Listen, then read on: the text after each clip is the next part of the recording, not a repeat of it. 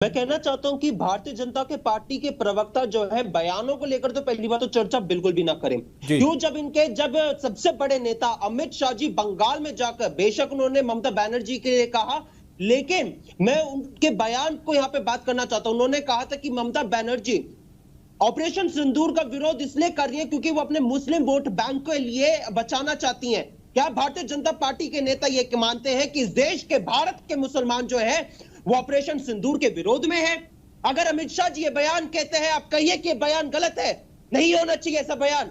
आप इसकी निंदा करिए, आप इस बयान की निंदा करिए जब इनके मध्य प्रदेश के उप मुख्यमंत्री जगदीश देवड़ा कहते हैं कि इस देश की सेना जो है वो मोदी जी के सामने नतमस्तक है, तो बयानों की चर्चा तो बिल्कुल भी मत करिए। यहाँ पे ऑपरेशन सिंदूर के लेकर बयानों के लिए चर्चा बिल्कुल भी मत करिए। दूसरी बात, यहाँ पे आपने सवालों को लेकर बात जो करी थी, मैं उस पर भी पूछना चाहता हूँ। आप पहलगाम हमले पे आप कहेंगे कि अभी मत मांगिए, 2 महीने बाद मांगिए, 1 महीने बाद आप सवाल पूछिएगा। अरे भैया, आज पुलवामा के हमले को 5 साल हो चुके हैं। 2019 में हमला हुआ था, आज हम 2025 में आ गए, 5 साल से अधिक हो चुका है। आज तक इस देश की जनता को जवाब नहीं मिला है कि वो 300 किलो आरडीएक्स कैसे आ गया। आज तक इस देश की जनता को पता नहीं चला कि एक गाड़ी घूमती रही जम्मू कश्मीर में जिसमें 300 किलो आरडीएक्स था, वो हमारी सेना को उड़ा के चला गया। ये कैसे हो गया? आपके द्वारा मनोनीत राज्यपाल सत्यपाल मलिक जी कहते हैं, उन्होंने पुलवामा हमले के ऊपर कई सवाल उठाए थे, उन सवालों को लेकर आज तक इस देश की जनता को जवाब नहीं मिला है। तो आप समय को लेकर तो बिल्कुल भी आप यहाँ पे बात मत करिए। आज मैं आप पे एक बात और कहना चाहता हूँ।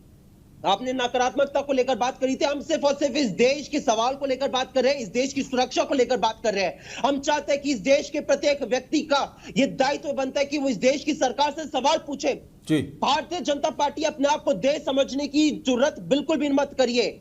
आप देश नहीं है, आप देश की सरकार है और आपका दायित्व बनता है कि आप इस देश के प्रत्येक व्यक्ति, चाहे वो विपक्ष हो या आम जनता हो, सभी के सवालों को जवाब देने का काम करिए। इस देश ने देखा है कि जब 1971 में जब भारत और पाकिस्तान का युद्ध हुआ था, उस समय पे कैसे अमेरिका ने अपना 7वां बेड़ा भेज दिया था, भारत रुका नहीं था।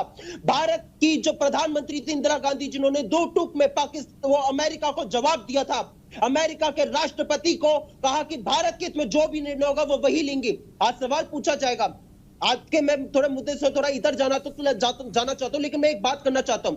आज एक सवाल पूछा जाएगा कि आप अमेरिका के सामने मौन क्यों हो जाते हैं, आप अमेरिका के सामने सरेंडर क्यों कर जाते हैं। आज आपने एक तस्वीर देखी होगी कि भारत का एक छात्र जो है, जिसको अमेरिका जो एयरपोर्ट पे किस प्रकार से दुर्व्यवहार करके भेजता है। ये सवाल पूछा जाएगा कि हमारी फॉरेन पॉलिसी का क्या हो चुका है। आज ये सवाल पूछा जाएगा कि आज ट्रंप बार-बार मध्यस्थता का श्रेय लेता है और आप भारत के प्रधानमंत्री 22 मिनट के भाषण में एक बार भी उस चीज पर जवाब नहीं दे पाते हैं। आज ये सवाल पूछा जाएगा कि ट्रंप जो है भारत और पाकिस्तान को एक तराजू में तोलने का काम कर रहा है और आप उस पर एक शब्द भी नहीं बोल पा रहे। तो ये सवाल इनसे पूछा जाएगा कि आज आपकी फॉरेन पॉलिसी जो है वो पूरे 11 साल में चरमरा चुकी है। आप जो अपने 11 साल का ढोल बजाने का काम कर रहे हैं, अपने आप को प्रचार के सहारे बढ़ाने का काम चल रहे हैं, आपकी जो नीति है वो पूरी तरीके से फ्लॉप हो चुकी है, चरमरा चुकी है। और ये भारत देख रहा है किस प्रकार से हमारा जो सबसे पुराना मित्र था रूस, वो आज पाकिस्तान के साथ खेमचंद जी का जवाब लेते हैं। खेमचंद जी, आखिर बीजेपी